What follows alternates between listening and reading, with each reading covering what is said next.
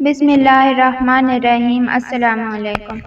مفلسی اور ثروت مندی کتاب کا سلسلہ جاری ہے۔ مفلسی اور تنگ دستی کے اسباب۔ انسان فطری طور پر اپنی رفتار کے اسباب و آثار کی شناخت چاہتا ہے۔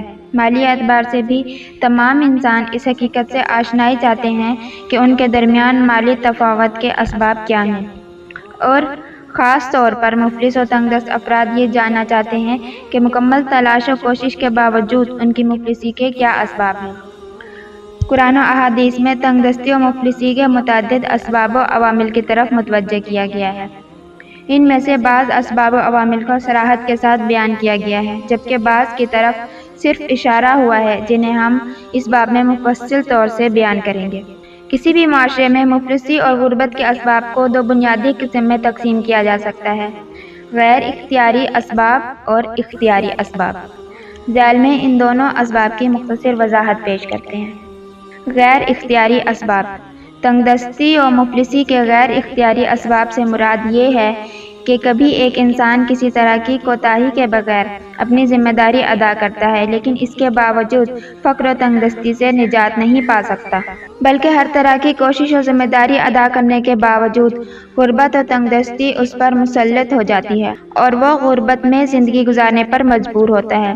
ایسے غیر اختیاری اسباب کو چند قسموں میں تقسیم کیا جا سکتا ہے۔ قدرتی اسباب۔ فقر و تنگ دستی کے غیر اختیاری اسباب میں سے پہلی قسم قدرتی اسباب ہے۔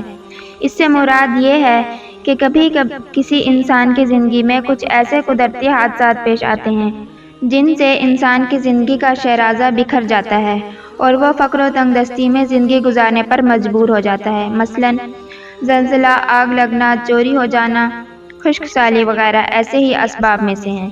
بعض روایات میں ایسی قدرتی آفات کو بھی انسان کے کردار کا نتیجہ قرار دیا گیا ہے، جبکہ بعض روایات میں ایسی آفات کو انسان کا امتحان اور اس کے معنوی درجات کی بلندی کا سبب قرار دیا گیا ہے۔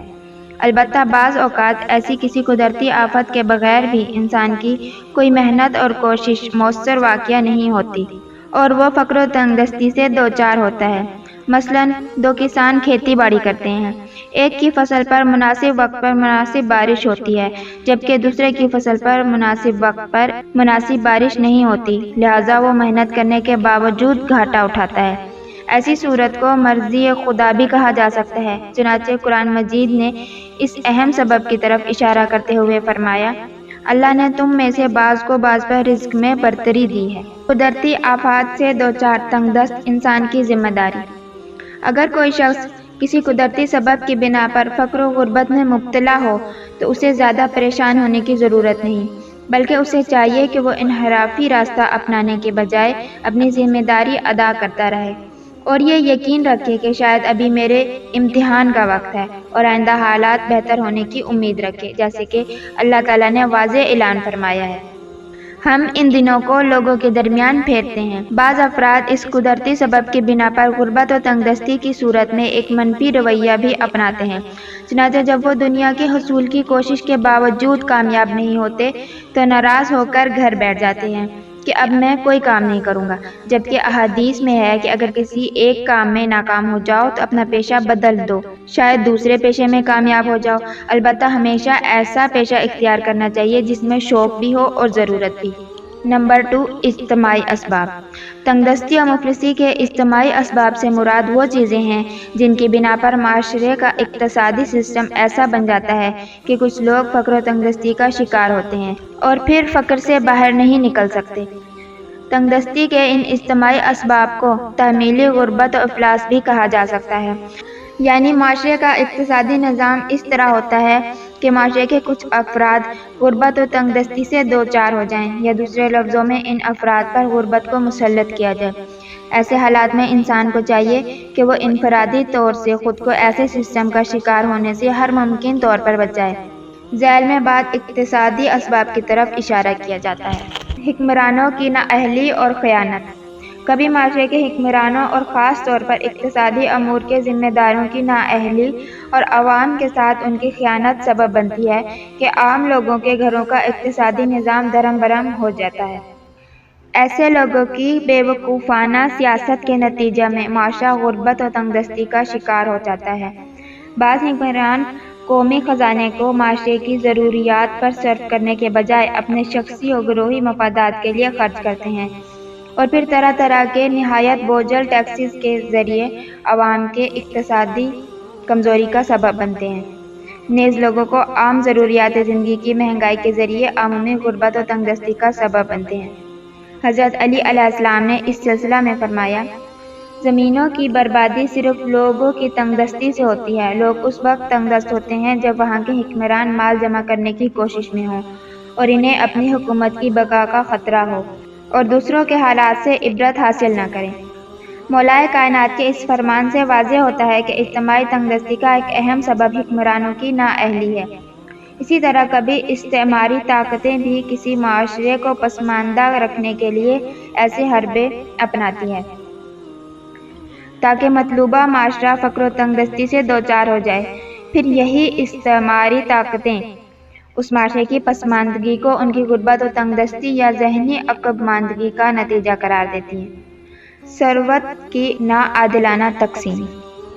کبھی معاشرے میں ثروت اور قدرتی منابع کو ناعادلانہ طور پر تقسیم کیا جاتا ہے، جس سے مال و ثروت معاشرے کے ایک خاص طبقہ میں محصور ہو جاتا ہے اور عمومی معاشرہ فقر و تنگدستی سے دوچار ہو جاتا ہے۔ اس مورد میں معاشرے کے مالدار افراد مفلس طبقہ کے افراد کے راستے میں رکاوٹیں کھڑی کر کے خود منافع کماتے ہیں۔ مثلاً ہمارے معاشرے میں بینک سے قرض لینے اور سود ادا کرنے کا سسٹم۔ نمبر 3، مالداروں کی اپنے فرائض سے غفلت۔ اگر کسی شخص کے مالدار افراد عمومی طور پر اپنے شرعی، اخلاقی اور ذمہ داریوں سے غافل ہو جائیں اور مفلس و نادار طبقے کو نظر انداز کرنے لگیں تو یہ چیز بھی معاشرے میں مفلسی اور تنگدستی کی ترویج کا سبب بنتی ہے۔ امیر المؤمنین حضرت علی علیہ السلام نے تنگدستی کے اس سبب کی طرف اشارہ کرتے ہوئے فرمایا، یقیناً اللہ تعالیٰ نے مالدار لوگوں کے مال میں سے غریبوں کی ضرورت کے مطابق فرض کیا ہے، لہٰذا اگر مفلس شخص کے پاس کچھ نہ ہو یا وہ مالی سختی میں مبتلا ہو یا لباس کا بھی محتاج ہو تو یہ مالدار کے بخل کی بنا پر ہے، اور یقیناً اللہ تعالیٰ قیامت کے دن اس سلسلہ میں مالداروں سے حساب لے گا اور انہیں دردناک عذاب دے گا۔ اس حدیث میں امام علیہ السلام نے صراحت کے ساتھ بیان فرمایا کہ مفلسی اور تنگدستی اور معاشرے کے غریب لوگوں کی غربت کا ایک سبب مالداروں کا اپنی مالی ذمہ داری ادا نہ کرنا ہے۔ نمبر 4، اجتماعی تباہی کے اسباب کا رواج۔ کبھی کسی معاشرے کے افراد اور خاص طور پر جوان نسل ثروت مند ممالک کی مسموم تبلیغات کے نتیجے میں ایسی چیزوں کی طرف رجحان پیدا کرتے ہیں جو حقیقت میں اجتماعی تباہی کا سبب ہوتی ہیں۔ معاشرے میں مختلف مفاسد اور اجتماعی تباہی کے اسباب مثلاً نشہ، زنا وغیرہ کی ترویج بھی تنگدستی اور غربت کا اہم سبب ہے۔ معاشرے کے جوانوں کا ایسے تباہ و بربادی کے امور میں مبتلا ہونا سبب بنتا ہے کہ جوان اور کارآمد نسل میں کام کاج اور محنت کی لگن نہ رہے۔ اختیاری اسباب۔ تنگدستی اور مفلسی متعدد اختیاری اسباب و عوامل ہیں۔ اس سے مراد ایسے اسباب ہیں جو انسان کے اعمال اور کردار کا نتیجہ ہیں، یعنی کبھی تنگدستی اور مفلسی ایسے اسباب کی بنا پر ہوتی ہے جنہیں انسان خود ایجاد کرتا ہے اور جان بوجھ کر یا بے خبری میں ایسے کام کرتا ہے جس کا نتیجہ غریبی اور تنگدستی کے علاوہ اور کچھ نہیں ہوتا۔